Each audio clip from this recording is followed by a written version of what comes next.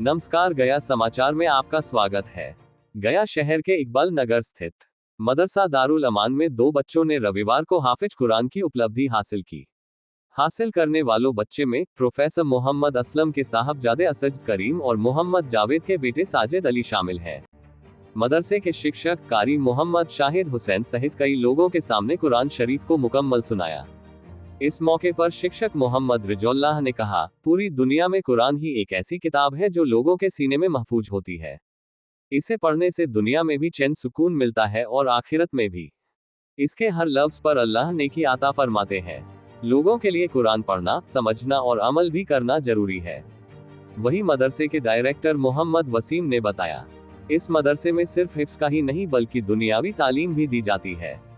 दीनी तालीम के साथ साथ क्लास 5 तक की दुनियावी तालीम भी दी जाती है। वही प्रोफेसर डॉक्टर मोहम्मद असलम ने बताया, मुझे आज बेहद खुशी हो रही है, मेरे बेटे के कुरान हिफ्ज किया है। इस दौरान बच्चों को मौजूद लोगों के द्वारा उसे फूल माला पहनाकर हौसला अफजाई किया। इस मौके पर आफ्ताब आलम, मोहम्मद वसीम, अनवर आलम, अकबर आलम, मोहम्मद जियाउद्दीन, अशहद करीम, अजहान करीम, अब्दुल अहद सहित कई लोग मौजूद रहे। गया समाचार के लिए रजा सिद्दीकी की रिपोर्ट। हम बच्चों को यही नसीहत करेंगे कि ये कुरान की तालीम जो ये पाए हैं, इनको हमेशा इसको अपनी हिफाजत में रखेंगे, हमेशा पाबंदी से पढ़ेंगे। इसमें जो है बच्चों के ऊपर बहुत मेहनत करना पड़ता है। सुबह फजर के नमाज के बाद से तालीम शुरू हो जाती है और 11:30 बजे तक तालीम होती है। उसके बाद जो है दोपहर में खाना खाने के बाद जो है सोने का वक्त दिया जाता है। उसके बाद असर के बाद थोड़ी देर बच्चे खेलते हैं और मगरिब के बाद से ऐशा तक फिर पढ़ाई होती है। ऐशा के बाद से 10 बजे रात तक पढ़ाई होती है। फिर बच्चे सोते हैं, फिर सुबह इस तरह मामूल होता है। कुछ बच्चे भागते भी होंगे पढ़ने से, कैसे मोटिवेट करते हैं हमको? बच्चे भागते भी हैं तो उनको गार्जियन पहुंचाते हैं, कोशिश करते हैं। और जो जिसके गार्जियन जो है कोशिश करते हैं, बच्चे जो है कामयाब होते हैं। क्या परिचय आपका, क्या नाम है पूरा? हमारा नाम हाफिज शाहिद। किस मदरसे में हैं आप? मदरसा दारुल अमान सोसाइटी। कौन कौन बच्चे अभी हिफ्ज किए हैं आज? अभी अफजल और सालिद तो 2 लड़के हिफ्ज मुकम्मल किए हैं और अनकरीब जो है 10 दिन में एक बच्चे और हिफ्ज मुकम्मल करेंगे इंशाल्लाह। क्या दुआएं देंगे इन लोगों को? हम बच्चों को यही दुआ देंगे कि बच्चे जो है दीन दुनिया में इनको कामयाबी नसीब हो, दुनिया के अंदर भी आखिरत के अंदर भी, और जब तक ज़िंदगी गुजारें ईमान की हालत में इस्लाम पर अमल करते हुए ज़िंदगी गुजारें और आखिरत की हमेशा फ़िक्र करते रहें और कुरान की आखिर वक्त तक हिफाजत करें। शुक्रिया। अल्हम्दुलिल्लाह, आज बहुत ही खुशी का मौका है और ख़ासकर ये छोटे इदारा दारुल अमान के लिए बहुत ही बड़ी खुशनसीबी है। जिस मोहल्ले में ये इदारा चल रहा है, पूरा शहर जानता है कि ये तालीम में बहुत ही पीछे है, लेकिन अल्लाह की मदद है कि हमारे चंद लोग मिलकर इस इदारा को कायम किए हैं। और यहाँ सिर्फ हिफ्ज़ का ही नहीं बल्कि दुनियावी तालीम का भी हम लोगों ने इंतज़ाम किया है, ताकि लोग ये ना समझें कि सिर्फ यहाँ जो है दीनी तालीम ही दी जाती है, दुनियावी तालीम नहीं दी जाती है। यहाँ से जो भी बच्चे हिफ्ज़ मुकम्मल करते हैं उनको हम लोग 5वीं लेवल तक की तैयारी करा देते हैं, ताकि अगर उनके गार्जियन हिफ्ज़ करने के बाद दुनियावी तालीम की तरफ भेजना चाहें तो वो बिल्कुल जा सकते हैं। कहीं ना कहीं बताया जा रहा है कि आपका बहुत बड़ा योगदान है इसमें, क्या योगदान है? नहीं, हमारा कोई योगदान नहीं, बस अल्लाह की मदद है ये, और इससे बढ़कर कोई बात नहीं, किसी की कोई हमारा योगदान नहीं है। बस अल्लाह ने हमें वो हिम्मत दिया है, वो क़ुव्वत दिया है, और हमें नहीं, हमारे साथ बहुत सारे लोग जुड़े हुए हैं। एक गया के शहर की दुआएं हैं हमारे साथ, और गया ही शहर के नहीं बल्कि जहाँ से भी लोग हैं इस दारुल अमान को जानते हैं, वो लोग मदद भी करते हैं, दुआओं में भी शामिल रखते हैं और हमेशा खैर सोचते हैं। ये सबसे बड़ी बात है। ये क्या परिचय आपका? मैं मोहम्मद वसीम, बस खादिम के हैसियत से हूँ, इसी मोहल्ले में रहता हूँ। हिफ्ज़ का मतलब है कुरान को ज़बानी याद करना, और ये इस्लामी मुआशरे में इस्लामी मज़हब के एतबार से इसको बहुत बड़ा काम समझा जाता है और ये सबसे बड़ी तालीम समझी जाती है।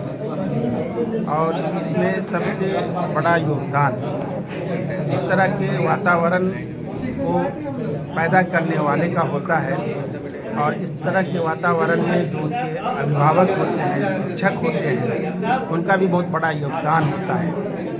यानी कुरान को हिफ्ज़ करने के लिए पूरा समय लगाना पड़ता है और हॉस्टल में जीवन यापन करके 24 घंटे उसी के प्रति अपने आप को समर्पित करना पड़ता है।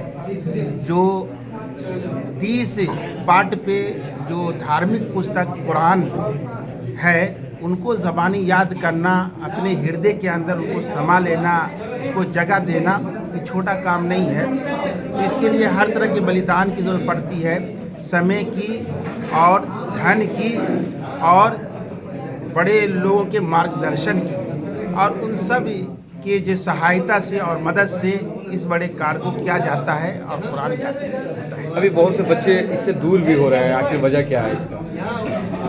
उसकी वजह ये है कि कुरान के मानने वाले और कुरान से संबंध रखने वाले के को ये बतलाया जाता है कि कुरान पढ़कर जो है जीवन गुजारने के लिए कोई जो है विकल्प, कोई रास्ता नहीं मिल पाता है कुरान पढ़ने वालों को और कुरान याद करने वालों को। यानी कुरान की तालीम को, उसकी शिक्षा को लोग जो है व्यवसाय से, कारोबार से, जीवन यापन से जोड़ना चाहता है, जो चीज़ें इसके अंदर नहीं है। इसकी वजह से लोग इससे दूर हो रहे हैं। बल्कि ये जो है धार्मिक पुस्तक कुरान, उसकी शिक्षा और उसको जो है वो याद करना ज़बानी, ये एक तरह की पूजा है, और पूजा को अगर हम अपने जीवन व्यापन से जोड़ देंगे तो ऐसा नहीं हो सकता। इसलिए लोग देख रहे हैं कि हम ऐसी शिक्षा प्रदान करें, ऐसी शिक्षा ग्रहण करें जिससे हमें हमारे जीवन के अंदर खुशहाली और तरक्की आए, और वो चीज़ें कुरान के रास्ते से नहीं मिल पाती है बज़ाहिर, इसलिए लोग कुरान से दूर होते चले जा रहे हैं। क्या नाम है आपका? मेरा नाम है मोहम्मद रिज़ा उल्लाह। पूरा रहमतुल्लाहि व बरकातहू। आज जितनी खुशी मुझे महसूस हो रही है इसको मैं बयान नहीं कर सकता। इंशाअल्लाह हिफ्ज़ के बाद और भी मज़ीद आगे की भी तालीम देनी है, और साथ साथ दुनियावी तालीम में भी आगे बढ़ाना है। आप एक प्रोफेसर हैं, कैसे आपके दिमाग में आया कि इसे कुरान पढ़ो? प्रोफेसर तो बाद में है, पहले तो एक मुसलमान ही ईमान वाले हैं, इसलिए और चूँकि मस्जिद मदरसे से जुड़े रहें इसलिए मुझे भी ख्वाहिश हुई, और बच्चों को देखने के बाद कि भाई कुरान जब तक नहीं पढ़ेगा इल्म और किसी चीज़ की इल्म हासिल नहीं कर सकता, शऊर नहीं आएगा। कितनी परेशानियों का सामना करना पड़ा इन्हें यहाँ तक पहुँचाने में? परेशानियाँ तो बहुत आईं, लेकिन सबको दरगुजर करते हुए हमने इसको प्रोत्साहित किया कि भाई आगे बहुत पढ़ते रहो। कई बार ये आगे भी, और ये तो चलता रहता है, लेकिन कंटिन्यूसली मैं इनको पहुंचाता रहा मदरसे। क्या परिचय आपका?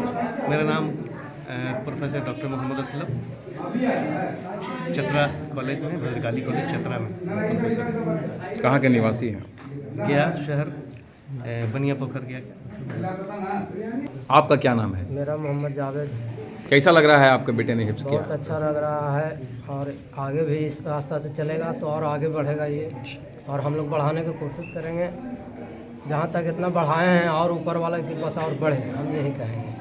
और बुराई का काम नहीं करना है, बस अपना ईमान है दिल में तो ईमान वाली काम करना है, ईमानदारी करके चला जाना है, बाकी आगे कुछ नहीं मिलेगा।